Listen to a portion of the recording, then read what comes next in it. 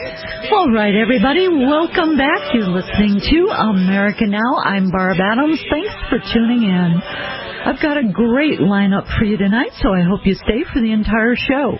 But if you do miss any part, you can listen to this or any of my shows in their entirety on my website, RadioAmericaNow.com, under archives. Well, by now, I'm sure most of you are familiar with the Brian Williams misfire on air. TV news is a lot of smoke and mirrors, and behind it all, there's big money at stake. But dishonesty and deception aren't limited to just media. As Ralph Keyes noted in his 2005 book, The Post-Truth Era, Dishonesty and Deception in Contemporary Life, it appears deception has now been institutionalized at virtually every level of American culture.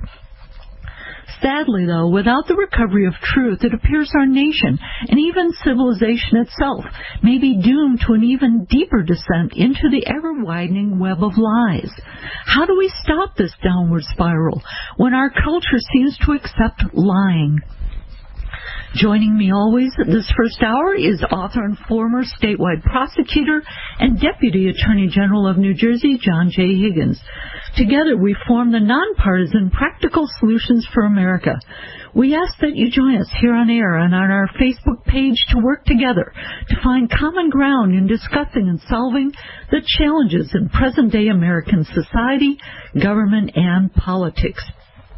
If you'd like to call in to join tonight's discussion, give us a call, 800-259-5791. Again, that's 800-259-5791. John, welcome back. How are you doing? I'm doing fine, Barb. How are you tonight? I am well, thank you. And happy Valentine's Day, everybody, if you're out there listening.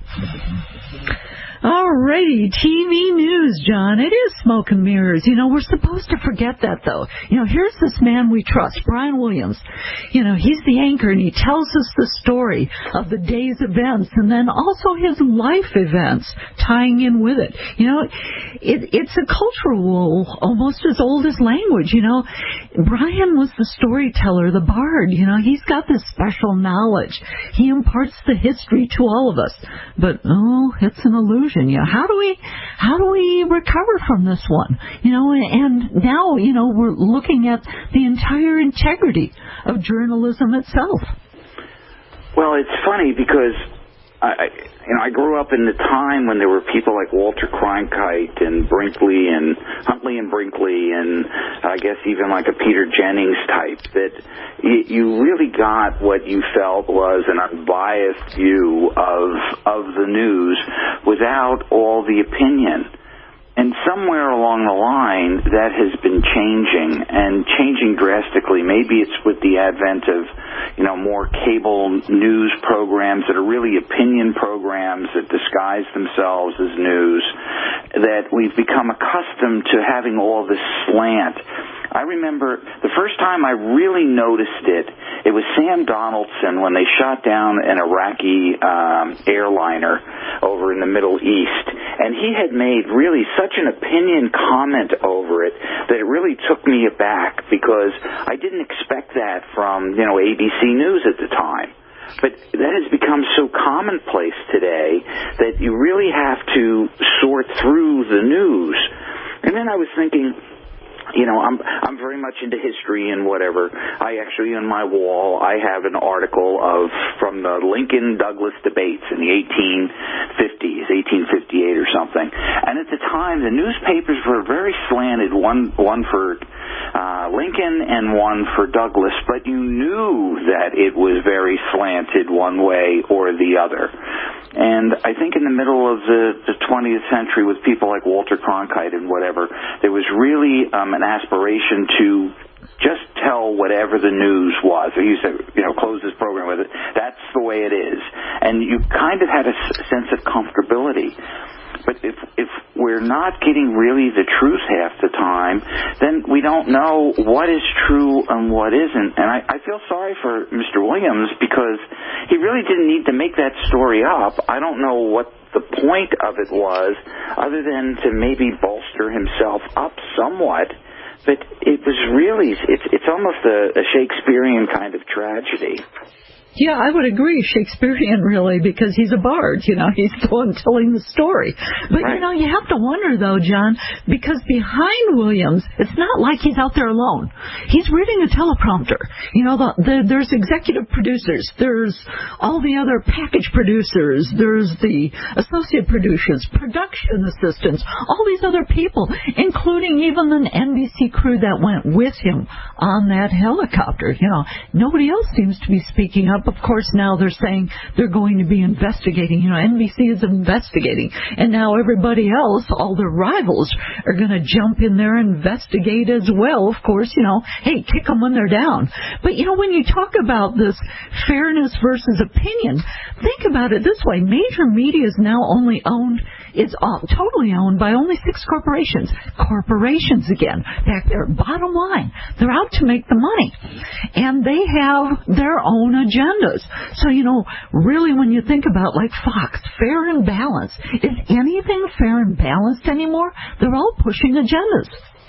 Right, and I wouldn't have a problem at all with Fox if they weren't using the slogan fair and balanced. It's back into this, and you and I keep discussing this. It's like Orwellian doublespeak. Peace is war and war is peace. And it undefines the terms in such a way that you begin to not know exactly what's happening anymore.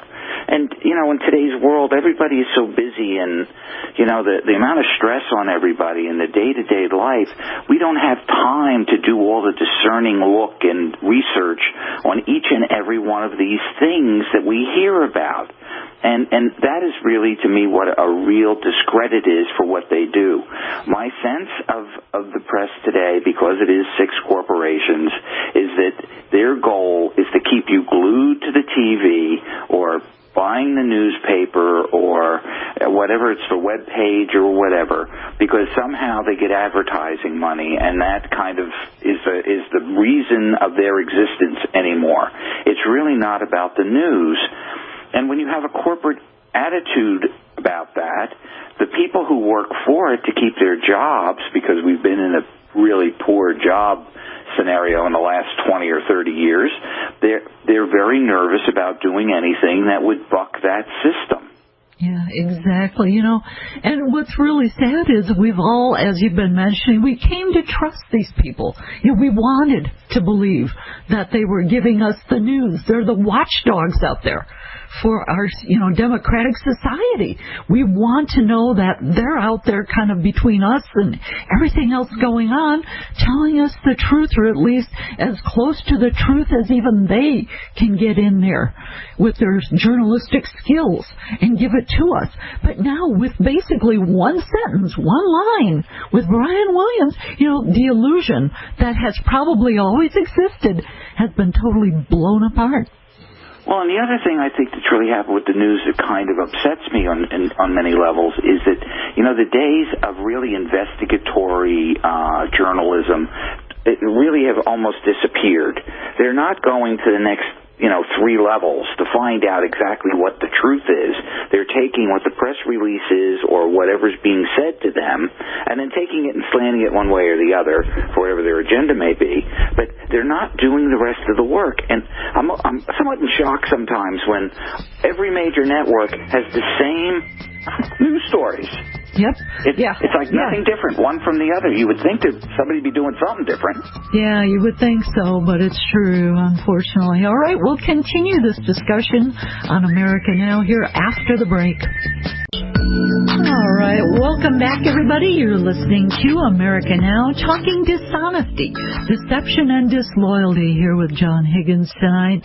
And, John, you brought up a really great point. It seems like no matter which news station you go to, even going online, everybody's literally got the exact same story.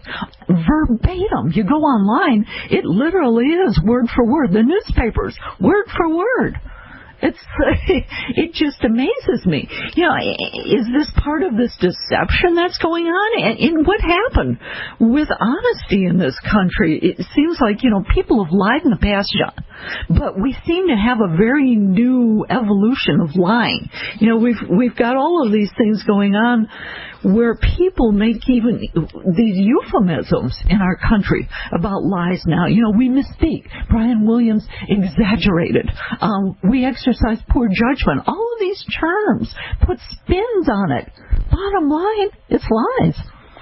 Right, and it's become institutionalized. And when I see that all of the media outlets are doing the same type of story or the same story, then you have to wonder. And I don't want to become, you know, a conspiracy theorist or whatever, because I don't know that there's that much thought that goes into it, but there could be that, you know, there's some other agenda being played out here.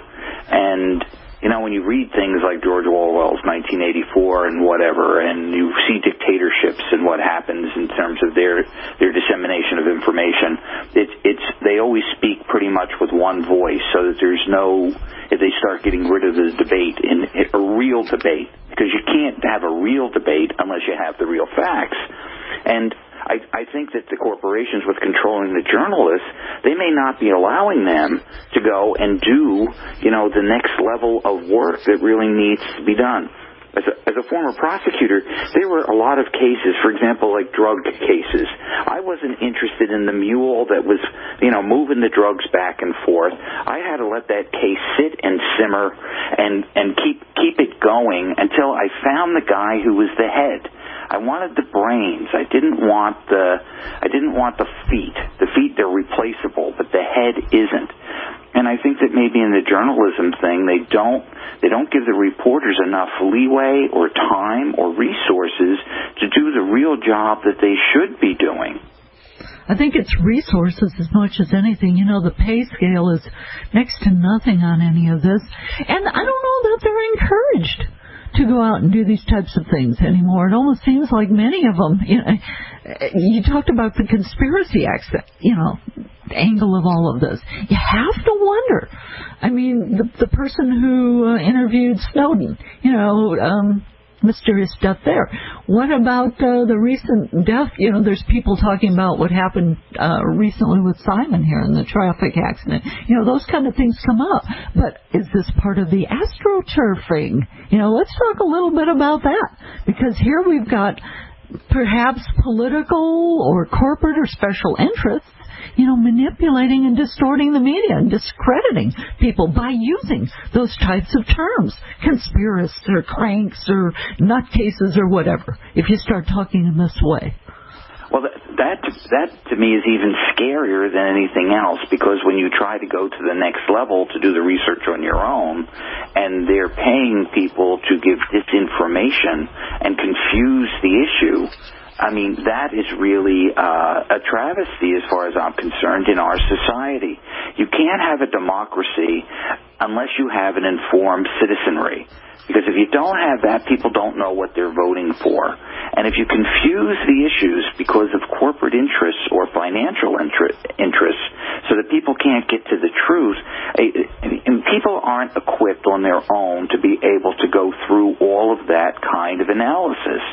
And you know, you and I think in some ways have kind of touched on a lot of this, is that, you know, you've got to almost look at the source of wherever the information is. Now, if you're deceptive in terms of where the source really is, I mean, how is that ever going to make society free?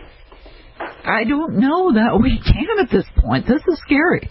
I agree with you, John, because as you say, you know, we've kind of got this monotone going on out here with all of the news. Everything's the same.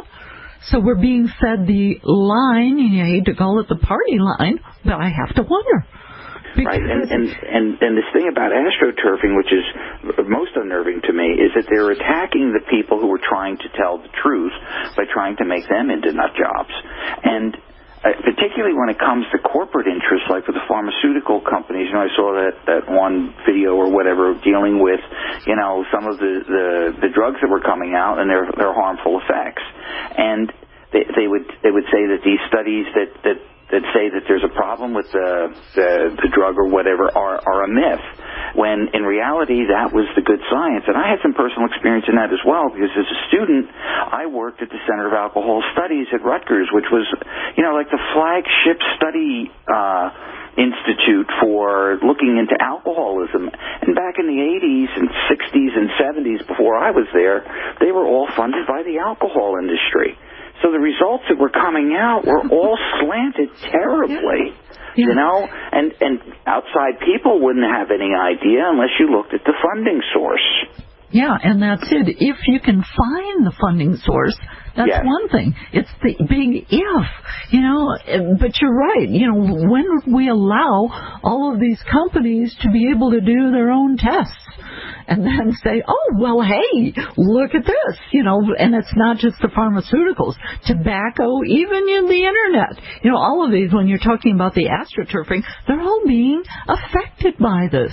And especially, in regards to when we get down to politics, because we've got the politicians out there who are lying about where the donations are coming from. And then we had good old Citizens United, which created the super PACs that don't even need to reveal the identities of the contributors. Right, and I don't know what has happened too in our society, that we don't hold the politicians liable for untruths. This deception that's going on in the political sphere I think is really becoming the crisis in the country, because we have leaders that really have these other agendas that are going on, and they're tilting everything in society in ways, and they're blaming generally the victims for what the problems are, and while in the meantime they're protecting this class that are providing them with money in a way that is really making society, at some point society can't function at this level. No, we can. We've talked about this so much before, John. It's the middle class. The lower and the middle class. And the middle class is the one being squeezed the hardest from both directions. And unfortunately, when we go, everybody goes. We keep emphasizing that. But it's true. I don't think we can scream that loud enough sometimes. Because we're sitting here, we're getting it at all levels, and we're not being told the truth about what's going on out there. And to try to find it anymore, good luck. All right, we'll continue this discussion on lying in America here on America Now. All right, everybody, welcome back. John Higgins and I are discussing dishonesty, deception, and disloyalty tonight here during the first hour of America Now. If you want to join us, give us a call, 800-259-5791. And John, honesty, when I think about it, it's really important, but it seems like it's being too little appreciated right now, especially in the history of ethics in this country.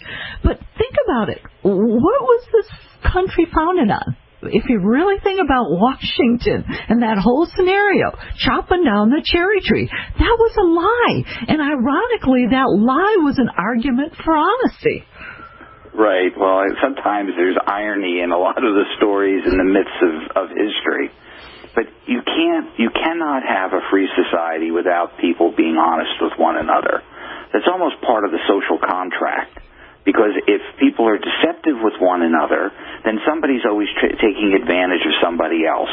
And that's why this is so much of a problem. And it's particularly when it's all, infiltrated almost every aspect of our life. You go to buy a product, and it's deceptive in terms of its size and packaging today, the costs on things. I mean, I don't know what the prices of oil do out in the West as much as they do here, but, we never really have a sense of why the oil prices are going up or going down. Yeah. It's one result or another, and then you turn around, and then it's all changed again. Yeah, by the day, by the hour sometimes, especially with the gasoline prices. It's crazy. And then, we've talked about this before, the fine print. Everything you do anymore, John, has all this, pages of fine print, little terms of agreement.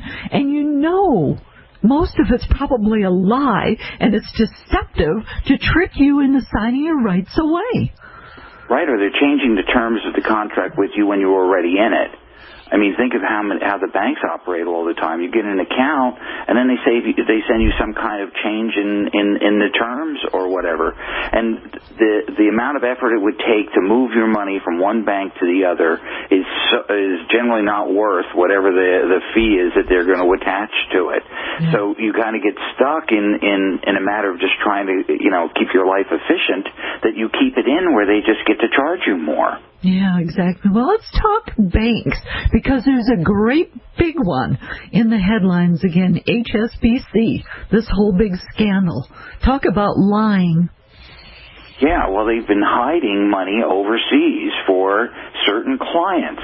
And when you think about that, it's like they should have a contract with society. They should certainly have a contract with the government that they're going to do fair dealings. They've been prosecuted once. They got one of these, sweetheart deals where it was like a postponed prosecution by paying a $1.9 billion fine, and then lo and behold, a couple of years later, they're right back at it. In the drug issue, we had changed a lot of the laws because the major drug dealers, when they lost money, it was a part of doing business. There wasn't enough prison time for them. That's one of the reasons we went after the ringleaders that way, so that it just wasn't an operating cost.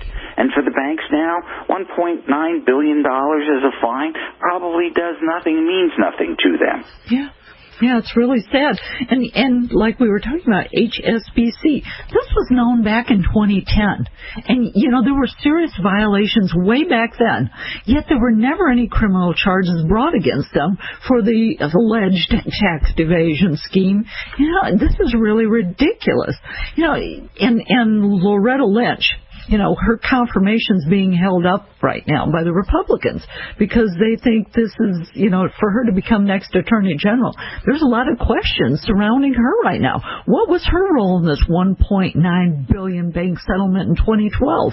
Could she have done more to stand up to HSBC? I really wonder. Fortunately, we've got Elizabeth Warren out there again who's speaking up and saying, the officials need to come down hard on the banks. Well, to me, this is, as a former prosecutor, that is really a prosecutor's job. When somebody commits that kind of crime, because that is a crime, and they are not prosecuted to the full extent of the law, then that says to me that the Department of Justice has really, missed its mark.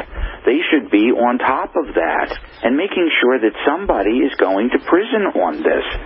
Or alternatively, like you and I have discussed some of the history of corporations, perhaps we may need to start dismantling these corporations or holding the CEO and all the board members criminally and civilly liable for doing these things.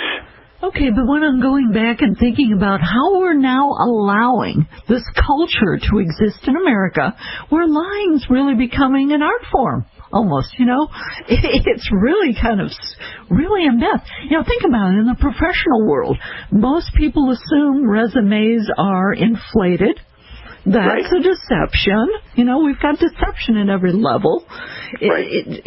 Like keys that I mentioned in the beginning. This is post-truth. We do live in a post-truth era. We're in some kind of a ethical twilight zone where it's almost like we have this total cultural acceptance of lying right now. It's just nuts. And how, to try to hold one person or one group, liable for lying while everybody else is doing it, it's almost like it's totally out of control. We've created this entire chaos out here, and everybody just kind of goes, oh, well, everybody's doing it. Well, again, that's my prosecutorial mindset, is that sometimes you have to set examples, and that's the only way that it will start to change. When people understand that, why would a corporation or a bank not do it? If there's no real penalty to them, they're going to continue doing it. Look, we had, WorldCom or Enron how many of these corporations in the last 20 years have done all this tremendous fraud, and once in a while, one of them goes away to prison. But it's not consistent and it's not steady. That would be like enforcing, if you shoplift, well, maybe we'll go after you, maybe we won't. Yeah, so why, you got a 50-50 shot there, hey. Right, and the payoff at that level is so great that sometimes it is worth the risk. They're living in, $100 million mansions and whatever. But I will tell you, in the prosecutorial world, we'll go after the little guy without thinking twice. We'll go full tilt at them because they have no political clout. When you're giving money to all these political campaigns and the politicians owe them, all of a sudden it's like, I don't know that we should be prosecuting that one. Exactly, yeah. Yeah, they take care of their own. And like you say, if you or I did that, tried to put our money overseas or offshore somewhere and evaded taxes and just went around and did what a lot of these big banks and corporations and a lot of these really wealthy people do out there, we'd be sitting in the slammer, that's for sure. Right, and it's part of the whole problem of why our society is in such financial trouble, because the people who should really be paying their fair share aren't paying their fair share. So that's why we're getting into all of these tremendous deficits all the time. If you start straightening that out, if you really want to start balancing the budget, you need to clean that mess up first. Yeah, and that gets into the loyalty. As citizens, we have the duty to, protect our country through some form of public service, right? Shared sacrifice. We vote, we serve in the military, we pay our taxes, and we hold the U.S. before any other country. However, we're allowing these bigger banks, these bigger entities, to be disloyal, aren't they? Yes, absolutely. And the other wrinkle that's been going on, if you think about it, some of these corporations have the finances of many smaller countries. They're no longer just a business. They've become an entity all, upon themselves. And unless we start changing how we're dealing with them, they're going to undercut what we're doing in our country. Yeah, they are, unfortunately. All right, we'll continue this discussion on deception and disloyalty here in America after the break.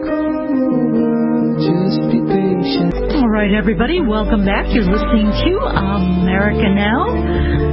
John Higgins and I are discussing dishonesty, deception, and disloyalty during this hour. John, it's time for some practical solutions to the corruption that is running rampant throughout our country and bringing it down. Where do we begin? What's your idea? Where should we begin? I think we have to start, if you're paying taxes today and income tax are coming up on, tax season, and you're writing a check or you're seeing a portion of your money that's going into the government, we should all be complaining that the rest of the game's got to become fair again. And that means that corporations have to pay their fair share. If people are hiding money overseas, there needs to be, realistic punishments for it that hurt. Not that it's going to be a part of doing business. And what I would suggest that what we start talking about is that if you have money in a foreign account overseas, you forfeit it. The entire amount goes to the government. That would make it very painful for people to start hiding the money. And anybody who's advised you to put the money over there, they should go to prison. Are you talking about individuals as well as corporations then, John? Well, corporations, because you can't, although the Supreme Court thinks that it's some, living, breathing entity, you can't really lock a corporation up. Trust me, I had some corporate cases. The thing that you really need to do with a corporation is that I think that if they're involved in this, we need to disband the corporation. And that means that any of the board of directors or the officers who signed off on any of those policies or, nefarious kind of dealings to move the money around, they also should be liable criminally and civilly. There should be a fine that they have to pay, and that they should also be banned from ever being on a board of directors ever again. And, you have corporations, some corporations have patent rights, some of them have trade secrets, and if you disband the corporation, that stuff then becomes part of the public domain. And therefore, some other company can take whatever their work was and make money off it themselves. You do know you now have a bullseye on your back, don't you? I've been shot at before. Well, good. So far they've missed at least. But if we don't start making the penalties realistic and painful, they're going to keep doing this because it's going on and it's accelerating. Yeah, accelerating, definitely. Yeah, and usually who ends up holding the bag, unfortunately, when something happens, it's, again, the rest of us, the citizens, that have to bail them out. Yes. And there's this myth, too, that a corporation is created to make it bigger or whatever. The legal protections of a corporation is to hold them so they are not personally liable for whatever they do. You have to pierce what's known as a corporate veil to get at these people. So if we start just piercing the veil or destroying the veil, then they're going to be sitting there where they're exposed on their own with their own assets. That would make somebody think 2 or 3 times before they would do such a thing. Yeah, I agree. And it's not just corporations. We got to go after the banks. We got to go after the politicians, because the politicians right now are in bed with all of these people. I mean, that's the problem. Everybody's in bed with each other, and they're all covering one another. Well, I mean, I think the Bernie Madoff story is one of the most telling stories of all. They all fell for one of the biggest scam artists that existed, because they're all part of that same club, and he was giving them all kinds of tremendous returns when really he was ripping one off after the other. Yeah. But again, to try to get this even to get people moving on something like this, again, we talk about voting, that you can vote, the ones that we don't want out, but this is a long process. It needs to be shortened somehow, John. Something needs to be done immediately. We're coming up into another election cycle. I'm never keen on the midterm elections. I don't really think they change much, to be honest with you. No. But when you get into the cycle and the presidential runs, that's really where things can change. And now we're going to start going into the debates between the two parties on, what their stand is and what, their platforms are. And we should be starting to influence whatever that outcome will be. And the other thing people should know is that corporations are created by charter within a state. So you don't need to go all the way up to the federal level to get at a corporation. Their articles of incorporation are all done on the state level. Okay, is this true even for so many of these because they're multinational now? If they're doing business in New Jersey or any other state where they're incorporated, you have to find out what state they're incorporated. But if you ever get those fine print documents, they'll say it's subject to all the laws of Delaware. Delaware is usually a state that they go to, or South Dakota or North Dakota. Those are the states that are the most lenient for them. So they may be the states that we have to put the most pressure on. Yeah, Wyoming for a while, just up the road from me here. There was a little bitty house. I went and I checked it out. I wrote an article on it a couple of years ago. I investigated it, and they turned out they were doing this. They were doing these kind of weird incorporations for these corporations so that they could get around all this stuff. And I thought, oh my gosh, and it was just this little hole-in-the-wall house. Nobody would have ever suspected anything. Right. So if we focus our efforts on those states, I think at some point, I'll help and try to look at which states are the ones that are most liable for these kinds of things. But the banks are all incorporated within a state. I mean, all the corporations are incorporated within a state. So there's one way of getting at it. And the next thing is, I think we need to really start exerting pressure on the Department of Justice. Elizabeth Warren does a wonderful thing with she's doing the bully, pulpit and staying focused on making them, accountable. Yeah, I agree, and that's it. We've got to hold their feet to the fires, and that's, we need more people like that out there, especially in government, who are going to be, holding true to what they were elected to do. Yes, and I think that we've also got to be careful that these corporations and political interests aren't turning us as citizens one against the other.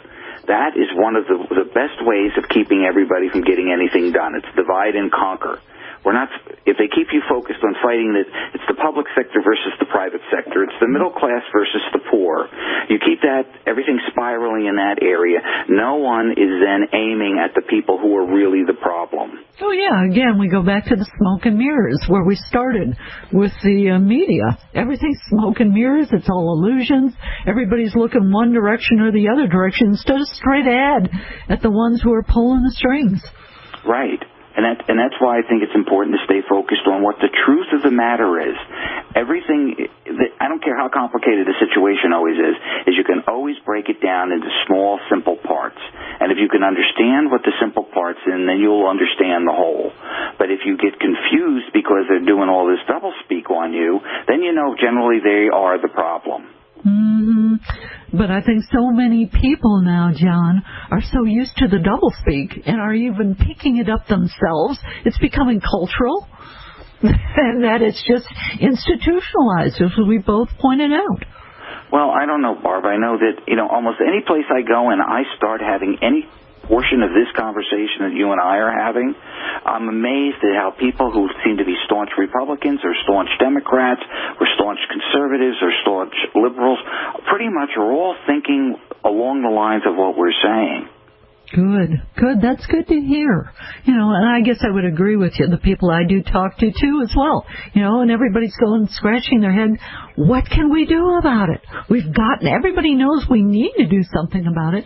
But again, if you're out there listening, let's join together. Go to our Facebook page or write us at Practical Solutions for America. Call in, talk to your friends, neighbors, associates, colleagues. We've got to get these conversations going. Right, we can't rely on the governmental politicians to do this, because unless there's pressure put on them and they're exposed for doing what they're doing, they're not going to change. Nope, they're not going to change, and as long as we keep enabling them and letting them get away with it, boy, they're just going to keep getting away with it. And as you mentioned, John, it's just going to keep growing and growing and growing till it gets to be such a big monster. It's going to be David and Goliath. We're going to have to resort to something along those lines, I guess. Yes, and the thing is that our economy cannot continue along these lines. I'm not an economist, but the capitalists are always the job creators. You need the workforce that can go do the work. Yep, you do. All right, John, thanks so much. Again, join us on Practical Solutions for America on Facebook.